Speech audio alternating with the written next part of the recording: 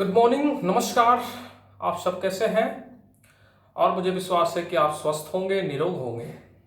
चलिए, आज की शुरुआत हम इस नए वीडियो के साथ करते हैं, एक नए चैप्टर के साथ। इस नए वीडियो की शुरुआत नए चैप्टर के साथ आज हम लोग करेंगे। क्लास 6 का ये मैथमेटिक्स है और क्लास 6 के मैथमेटिक्स में आज हम थर्ड चैप्टर लेकर आए हैं आपके सामने। और उस चैप्टर का नाम है होल नंबर। क्या नाम है? Whole number. याद कीजिए, जब मैंने फर्स्ट चैप्टर आपको पढ़ाया था तो उस फर्स्ट चैप्टर में मैंने स्टार्ट किया था नंबर सिस्टम, और नंबर सिस्टम में मैंने पूरे नंबर के बारे में बताया था। जिसमें नंबर के बारे में बताते हुए मैंने एक नंबर बताया था जिसका नाम था होल नंबर। ठीक है ना? चलिए, उस होल नंबर के बारे में फिर से हम लोग पढ़ेंगे इस चैप्टर में, क्योंकि ऑलरेडी ये चैप्टर हम लोग का होल नंबर ही है। चलिए स्टार्ट करते हैं क्लास 6 का third chapter, whole number. Class 6 और हमारा जो लेसन है ये 3 है, जिसका नाम है होल नंबर। देखिए, हमने आपको जब नेचुरल नंबर बताया था उसी समय मैंने होल नंबर बता दिया था। चलिए, इस चैप्टर में हम लोग को पढ़ना क्या है इसको मैं आपको पहले बता दूं। देखिए, ये है हमारा थर्ड चैप्टर, होल नंबर। इस होल नंबर में हमको पढ़ना है नेचुरल नंबर, होल नंबर, और उसी होल नंबर का प्रोड्यूसर और सक्सेसर हमको पढ़ना है। ठीक है ना? होल नंबर का प्रोड्यूसर और सक्सेसर। उसके बाद से हम लोग को ऑपरेशन करना है होल नंबर का। तो होल नंबर का ऑपरेशन करते हैं तो ऑपरेशन में हम लोग को जो है प्रॉपर्टीज पढ़ना है, यानी एडिशन प्रॉपर्टीज। एडिशन प्रॉपर्टीज में बहुत प्रकार की जो प्रॉपर्टीज हैं, जैसे क्लोजर प्रॉपर्टीज है, कम्यूटेटिव लॉ है, एडिटिव प्रॉपर्टी है, और जीरो वाला जो प्रॉपर्टीज है, इसके बारे में हम लोग को पढ़ना है। उसके बाद से फिर हमारा जो नेक्स्ट टॉपिक होगा वो सब्ट्रैक्शंस का प्रॉपर्टीज होगा, उस मल्टीप्लिकेशन का प्रॉपर्टीज और डिवीजन का प्रॉपर्टीज। उसके बाद से एक्सरसाइज का एक दो क्वेश्चन करेंगे।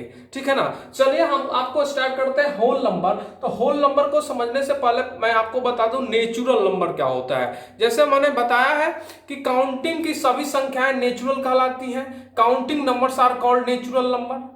जो हम काउंट करते हैं वही नेचुरल कहलाता है ना। जैसे कि जो बच्चा बोलता है, हम लोग नेचुरली तरीके से जो बोलते हैं वही हमारा नेचुरल नंबर कहलाता है। नेचुरल नंबर,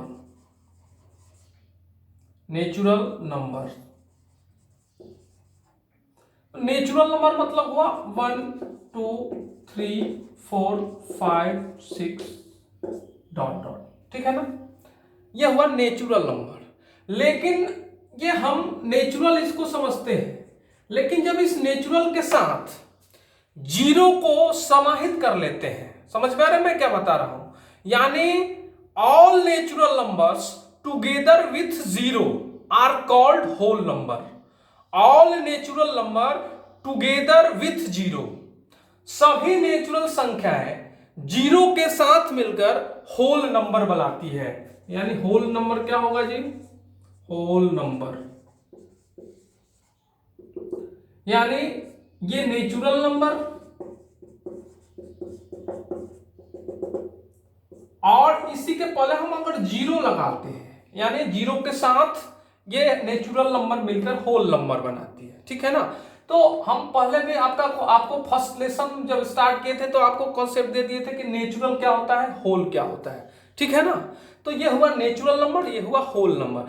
अब इसी होल नंबर का हम सक्सेसर एंड प्रोड्यूसर पढ़ेंगे। देखिए, आप क्लास 3 से सक्सेसर और प्रोड्यूसर पढ़ते आ रहे हैं। सक्सेसर का मतलब क्या होता है?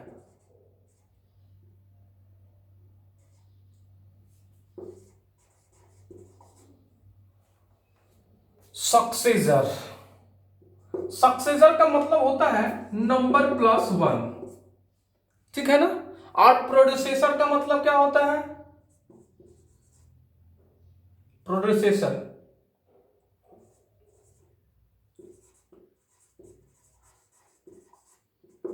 n-1 यानी नंबर -1। जैसे किसी होल नंबर का सक्सेसर हमको फाइंड करना है, जैसे मैंने कोई होल नंबर लिया 9 और इसका हमको सक्सेसर लिखना है, तो n+1 यानी नंबर हमारा क्या है 9 है और +1 इज इक्वल टू क्या हो जाएगा 10, यानी 9 का सक्सेसर क्या हो गया 10 हो गया। वैसे ही अगर 9 का ही प्रोसेसर हमको फाइंड करना है तो 9 - 1 इज इक्वल टू क्या हो जाएगा 8।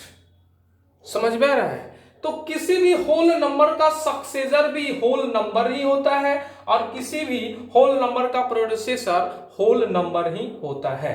चलिए, तो ये आपका नेचुरल होल सक्सेसर और प्रोसेसर हुआ। प्रॉब्लम है, आप पूछ सकते हैं। आगे हम बढ़ते हैं।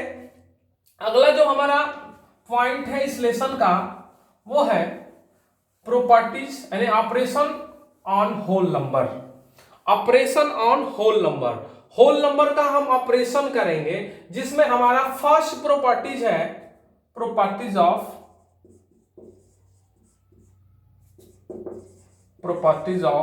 एडिशन। प्रॉपर्टीज ऑफ एडिशन में हमारा फर्स्ट प्रॉपर्टीज क्या है क्लोजर प्रॉपर्टीज, क्लोजर प्रॉपर्टी। ठीक है ना? अब हम क्लोजर प्रॉपर्टीज को समझेंगे। क्लोजर प्रॉपर्टीज क्या होता है? दो होल नंबर को हम जब ऐड करते हैं तो हमारा रिजल्ट भी यानी हमारा सम भी होल नंबर ही आता है। यही क्लोजर प्रॉपर्टीज बताता है। ठीक है ना? क्लोजर प्रॉपर्टीज क्या बताता है कि दो होल नंबर को जब हम सम करेंगे तो हमारा रिजल्ट जो होगा वो सम ही होगा, यानी a + b, जहां a और b होल नंबर है, a is also whole number. ठीक है ना? a + b is also whole number. a और +b यानी a भी होल नंबर b भी होल नंबर, दोनों को ऐड करेंगे तो हमारा रिजल्ट क्या आएगा whole number. For example 7 + 4 is equal to 11 और 11 क्या हुआ होल नंबर हुआ। तो ये आपका हो गया क्लोजर प्रॉपर्टीज। ठीक है ना? चलिए अगला प्रॉपर्टीज देखते हैं। इस एडिशन प्रॉपर्टीज ऑफ एडिशन का जो अगला प्रॉपर्टीज है वो है कम्यूटेटिव प्रॉपर्टीज। क्या है? Commutative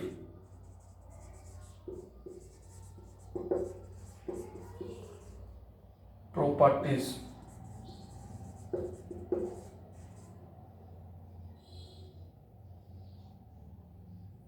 commutative law. ठीक है ना? कम्यूटेटिव लॉ दूसरा हमारा जो प्रॉपर्टीज है, इसमें कह रहा है कि दो होल नंबर को जब हम ऐड करते हैं, दो होल नंबर को ऐड करते हैं यानी a + b, तो इसका सम फिर उसी होल नंबर के पोजीशन को चेंज करने पर ऐड करने के बाद उसका सम दोनों इक्वल होता है। ठीक है ना? यानी a + b is equal to b + a। समझ में आ रहा है मैं क्या बता रहा हूं? ये हमारा कम्यूटेटिव लॉ बता रहा है, यानी एडिशन प्रॉपर्टीज का दूसरा प्रॉपर्टीज है ये। यानी कह रहा है कि दो होल नंबर को जब हम ऐड करेंगे, दो होल नंबर को ऐड करेंगे और पुनः उसका जो सम आएगा, यानी दो होल नंबर को हम ऐड कर रहे हैं तो उसका सम जो आएगा और उसी होल नंबर के पोजीशन को परिवर्तित करके, मतलब पहले a + b मैंने किया, पुनः b + a अगर किया तो दोनों का जो सम होगा वो दोनों, अगर दोनों का सम इसका x आया है तो इसका भी x ही आएगा। अब कैसे आएगा इसको हम एग्जांपल से देखते हैं। यानी a = 5 और b = 7, ये दोनों होल नंबर है, हम दोनों को ऐड करते हैं। 5 + 7 इज इक्वल टू क्या होगा जी 7 + 5 12 और b हमारा a 5 है b 7 है और फिर b यहां 7 लिए और a 5 लिए, दोनों को ऐड किए 7 + 5 12। देख रहे हैं? यानी दोनों का सम क्या आ रहा है इक्वल ही आ रहा है। तो यही कहता है हमारा कम्यूटेटिव लॉ कि दो होल नंबर के सम और पुनः उसी होल नंबर के पोजीशन को अगर चेंज कर दिया जाए तो उसका सम दोनों क्या होगा, इक्वल होगा। चलिए अगला हमारा जो प्रॉपर्टीज है वो है एडिटिव प्रॉपर्टीज, इसको हम समझते हैं। हमारा अगला पॉइंट है additive properties of zero.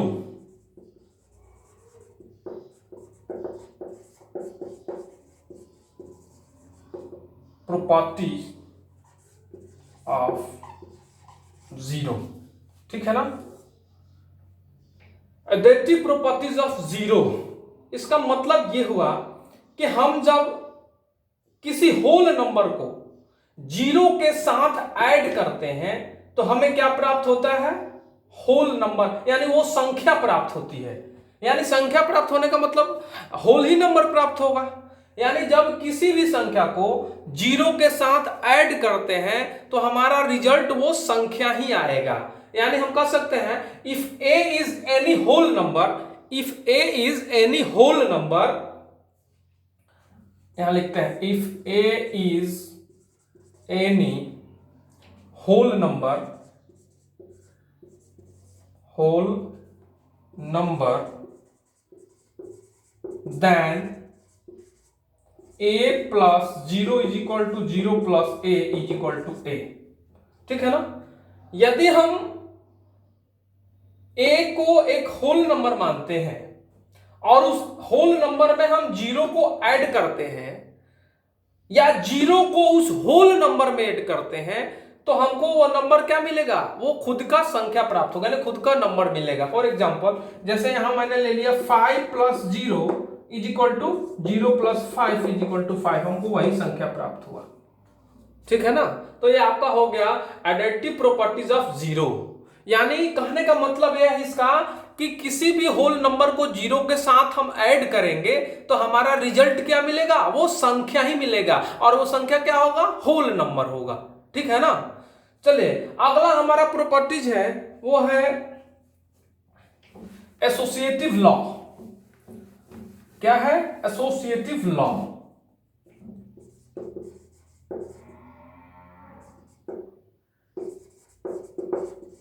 Associative law, associative law क्या कहता है, कहता है किसी भी नंबर ए बी सी के लिए, ठीक है ना, जब हम तीन संख्या लेते हैं ए बी सी, इसको एग्जांपल से समझेंगे।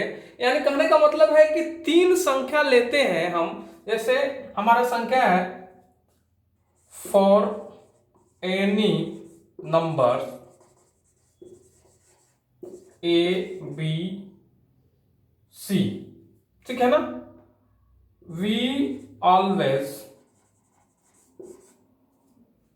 Have A plus B bracket C is equal to A plus bracket B plus C, ठीक है ना। ये आपका हुआ associative law.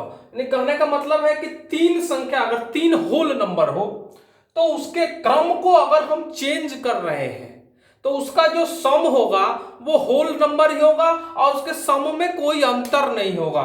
For example 9 plus 12 plus 15 is equal to, यानी यहां पर a हमारा 9, अगर a is equal to 9, b is equal to 12 और c इज इक्वल टू 15 हमने लिया, तो 9 प्लस 12 प्लस 15 कितना हो जाएगा, ये तीनों को ऐड किए तो 9 और 12 कितना हो जाएगा, 21 और 15, 21 और 15 36 हुआ। क्या हुआ, 36। अब इसका अगर क्रम को हम चेंज करते हैं, यानी a इज इक्वल टू क्या माने हैं 9 प्लस b का वैल्यू कितना है 12 प्लस 15, 9 प्लस 12 प्लस 15 कितना हुआ 27, 9 और 27, 9 और 27 36, यानी इसका भी रिजल्ट 36 आया। यानी कहने का मतलब है कि तीन होल नंबर का अगर हम क्रम को, उसके पोजीशन को अलग अलग करके भी ऐड करें तो हमारा रिजल्ट जो होगा वो सेम होगा, ठीक है, इसमें कोई अंतर नहीं होगा और वो क्या होगा, होल नंबर होगा। तो इस तरह से आपका प्रॉपर्टीज ऑफ एडिशन का जो 4 प्रॉपर्टीज था वो कंप्लीट हुआ। आप क्लास 5 में भी पढ़े हैं, 4 में भी पढ़े हैं, ठीक है ना। नेक्स्ट है सब्ट्रैक्शन और प्रॉपर्टीज ऑफ सब्ट्रैक्शन। अगला हमारा पॉइंट है प्रॉपर्टीज ऑफ सब्ट्रैक्शन। क्या है? Properties of subtraction. Properties of subtraction, ठीक है ना। सब्ट्रैक्शन के प्रॉपर्टीज को समझेंगे। इसमें देखिए एक प्रॉपर्टीज है और एक प्रॉपर्टीज को 3 भागों में बताया है। इसमें क्या कहता है? ए और बी 2 होल नंबर अगर हो, ए और बी 2 होल नंबर, ठीक है ना। यहां पर ए ग्रेटर देन बी या A is equal to B, तब तो A minus B is whole number होगा, ठीक है। ए ग्रेटर देन बी हो या A is equal to B हो तो उसका रिजल्ट हमारा जो है वो होल नंबर होगा। समझ में आ रहा है? Otherwise subtraction is not possible. अगर इस कंडीशन में वो होल नंबर ना हो तो सब्ट्रैक्शन हमारा पॉसिबल नहीं होगा। अब इसको एग्जांपल से लेते हैं। जैसे हमने a इज इक्वल टू लिया 8 और b इज इक्वल टू ले लिया 8, ठीक है ना। तो a इज इक्वल टू 8 और b इज इक्वल टू 8, यानी a minus B is equal to whole number, WN यानी होल नंबर। तो a का वैल्यू कितना जी? 8 और b का वैल्यू 8, रिजल्ट 0, और 0 क्या होता है? होल नंबर होता है। तो ये हमारा इस कंडीशन को फॉलो कर रहा है, a is equal to B को, ठीक है ना। ये जो हमारा कंडीशन है उसको फॉलो कर रहा है। यहां पर a greater than b, a greater than b का मतलब हुआ यहां पर a इज इक्वल टू 9 और b is equal to 8। Here a greater than b, then we can write a minus b is equal to whole number, यानी a का value कितना? 9, b का वैल्यू 8 इज इक्वल टू 1, और 1 क्या होता है? Whole number. समझ में रहे? अगर इस कंडीशन को छोड़कर दूसरा कोई कंडीशन आए, उस परिस्थिति में हमारा जो रिजल्ट क्या होगा? नॉट डिफाइन होगा। Otherwise subtraction is not possible. उस स्थिति में हमारा सब्ट्रैक्शन पॉसिबल नहीं होगा। अब पॉसिबल नहीं होगा, इसको भी हम देख लेते हैं। जैसे हमने कोई एग्जांपल लिया a इज इक्वल टू 13 और b इज इक्वल टू 18। अब बताइए a माइनस बी को सब्ट्रैक्ट करना है, ये होल नंबर होगा? a minus B is equal to whole number होगा? नहीं होगा। क्यों नहीं होगा जी? इसलिए नहीं होगा कि यहां b is greater than a है। इस कंडीशन को फॉलो नहीं कर रहे हैं, ग्रेटर देन b चाहिए हमको, यहां b ग्रेटर देन a है। तो अगर हम इस पर सब्ट्रैक्ट करते हैं 18 minus 30, sorry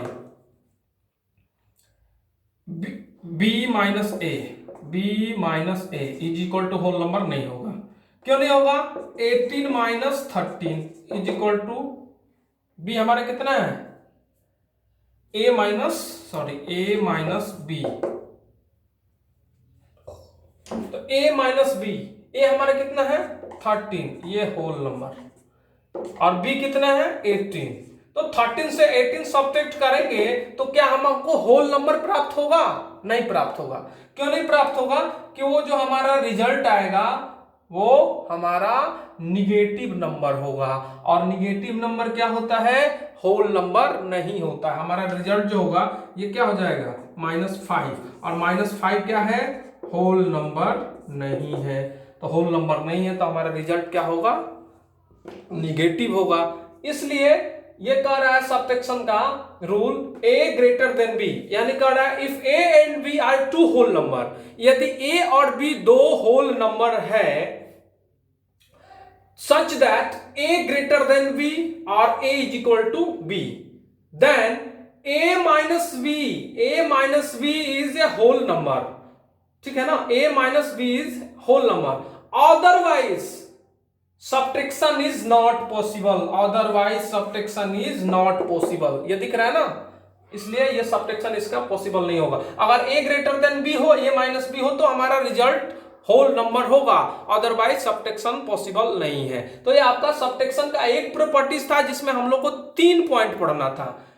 a greater than b, a minus a is equal to b, और b ग्रेटर देन a हो तो भी हमारा क्या रिजल्ट क्लियर नहीं हो पाएगा। ठीक है ना। आप इसको इस पर आधारित क्वेश्चन मिलेगा, आप बनाएंगे, अगर कोई प्रॉब्लम होगा फिर हम आपको बताएंगे। चलिए नेक्स्ट टॉपिक की तरफ आगे बढ़ते हैं। चलिए हम लोग का नेक्स्ट पॉइंट जो है वो है multiplication properties of whole number. Multiplication properties of whole number में हम लोग इसमें लगभग 7 प्रॉपर्टीज को पढ़ेंगे। 5 प्रॉपर्टीज आपके बोर्ड पर है और 2 प्रॉपर्टीज इसके बाद हम आपको बताएंगे। स्पेस नहीं था जिसके चलते मैंने इसको नोट डाउन नहीं किया है। फर्स्ट प्रॉपर्टीज है क्लोजर प्रॉपर्टीज। इस प्रॉपर्टीज के बारे में आप पढ़े हैं, करा if a and b are whole number then a into b is also whole number. जैसे आप एडिशन में प्रॉपर्टीज फर्स्ट प्रॉपर्टीज पढ़े हैं ना कि 2 होल संख्याओं को जोड़ने पर हमको होल नंबर ही प्राप्त होता है। ठीक है ना। वैसे ही इन दोनों को मल्टीप्लाई, 2 होल नंबर को मल्टीप्लाई करेंगे, यानी 7 इंटू 5 को मल्टीप्लाई कर रहे हैं तो हमें होल नंबर ही प्राप्त हो रहा है। ठीक है ना। यानी इसको अगर 7 इंटू 5 इज इक्वल टू 35, यानी यहां मल्टीप्लीकेशन कर रहे हैं तो हमारा रिजल्ट जो आ रहा है वो होल नंबर आ रहा है। दूसरा है commutative law. If a and b are 2 whole number then a into B और b इंटू ए इक्वल होगा। ठीक है ना।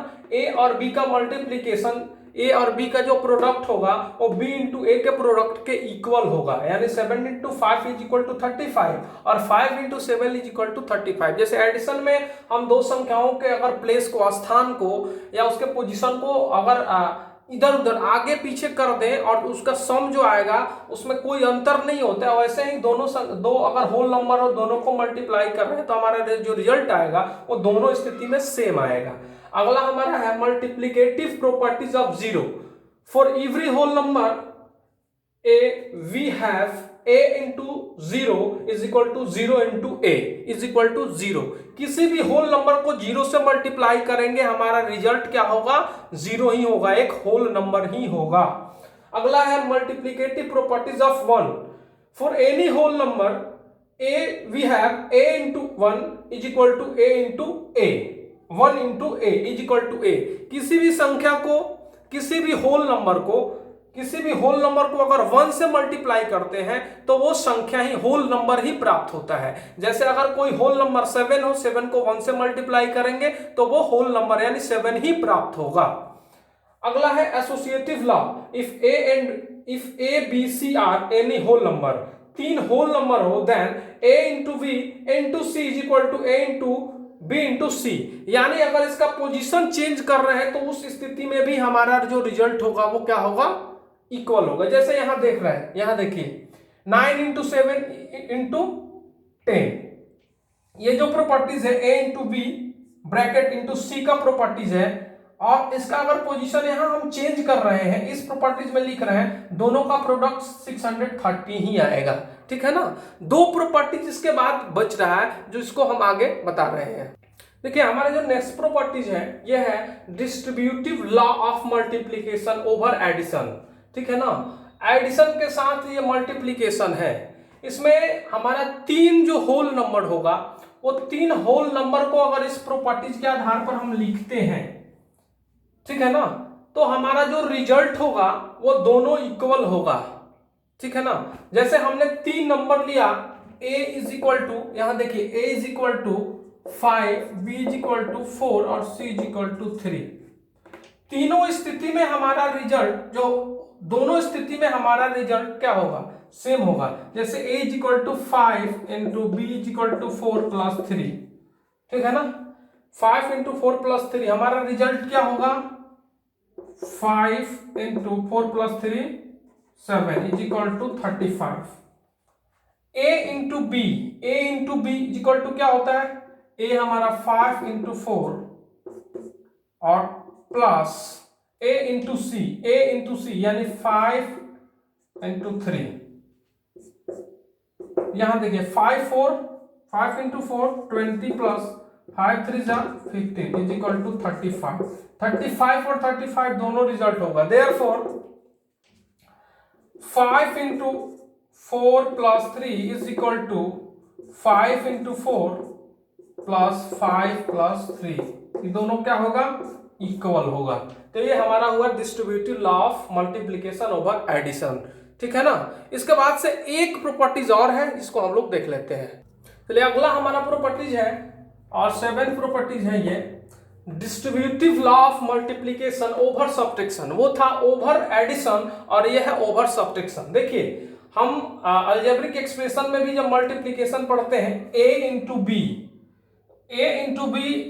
Is equal to A B और फिर माइनस का सिंबल है माइनस a इंटू सी, यह प्रॉपर्टीज हुआ। तो दोनों स्थिति में हमारा जो रिजल्ट होगा वो क्या होगा, सेम होगा। जैसे हम कोई होल नंबर लेते हैं, होल नंबर में मानकर चलिए हमने ले लिया a is equal to 11, b is equal to 6, c is equal to 4। हमने 3 होल नंबर लिया, a मतलब 11 into B is equal to 6 minus 4। इसको हम अगर सॉल्व करते हैं रिजल्ट होगा 11 इंटू 2, 11 और 6 minus 4 is equal to 2 is equal to 22। अब इस पर आते हैं, हम इस पर आते हैं यानी आरएचएस में जो है इस पर आते हैं। a इंटू बी, a का वैल्यू 11 इंटू 6 माइनस कर रहा है a माइनस सी, a हमारा कितना है 11 माइनस सी 4, ठीक है ना। 11 इंटू 6 66 माइनस ये कितना हो जाएगा 11 और माइनस 6 कितना हो जाएगा 11 और माइनस 6। यहां पर a इंटू बी, तो a इंटू बी हमारा 11 into 6 minus a minus 6, a minus C, a हमारा कितना है 11 और c कितना है, c हमारा है 4। यहां से देखते हैं 11 इंटू 6 हमारा टोटल रिजल्ट कितना आ रहा है, यहां 22 आ रहा है ना। हमारा इसका भी रिजल्ट 22 ही आना चाहिए। अब यहां से हम देखते हैं 11 इंटू 6 यानी a इंटू बी, सब्ट्रैक्ट करते हैं। यहां पर सब्ट्रैक्ट करते हैं, 1 मिनट इसको हम देखते हैं। यहां पर हमको ये देखना है 11 इंटू 6 और ये 11 माइनस सी है। तो 11 माइनस सी का मतलब क्या होता है a into V 11 into 6 minus a into C, ये प्रॉपर्टीज हुआ a इंटू सी। तो 11 इंटू 4, 11 6 जा 66 माइनस 11 4 जा 44, यहां होगा 44। अब 66 को सब्ट्रैक्ट 66 में से 44 को सब्ट्रैक्ट करेंगे, रिजल्ट आएगा हमारा 22, ठीक है ना। तो हमारा इसलिए देयरफॉर हम लिख सकते हैं 11 into 6 minus 4 is equal to 11 into 6 minus 11 into 4, ये हमारा इक्वल होगा, ठीक है ना। तो ये जितना होगा उतना ही ये होगा यानी 22 इज इक्वल टू 22 हमारा रिजल्ट होगा। तो इस तरह से आपका जो ये प्रॉपर्टीज कंप्लीट हुआ। अब जो हमारा नेक्स्ट पॉइंट है वो क्या है, इसको देख लेते हैं। देखिए हमारा नेक्स्ट पॉइंट जो है वो है डिवीजन प्रॉपर्टी। तो डिवीजन प्रॉपर्टीज के बारे में आपको पता होगा a divided b is equal to, अगर हमारा रिजल्ट आ रहा है c, ठीक है ना। तो यहाँ क्या हो जाएगा a अपन b is equal to C. यहां से हमको एक रिजल्ट मिलता है a is equal to B into C, ठीक है ना। a is equal to B into C. जैसे अगर हमको डिवाइड करना है 15 डिवाइडेड 5 इज इक्वल टू 3, ठीक है ना। तो 15 डिवाइडेड 5 इज इक्वल टू 3 को हम डिवाइड कर रहे हैं 5 3 जा यानी 3 इज इक्वल टू 3 मिला। लेकिन अगर इस फॉर्मूला पर हम लेते हैं a हमारा इसमें क्या हुआ, a हमारा हो गया यहाँ पर a is equal to 15, b is equal to 5 और c is equal to 3। a हमारा 15 है और b कितना है 5 है और 3 है, 15 इज इक्वल टू 18 ये रिजल्ट हुआ। ठीक है ना। अगला हमारा जो पॉइंट है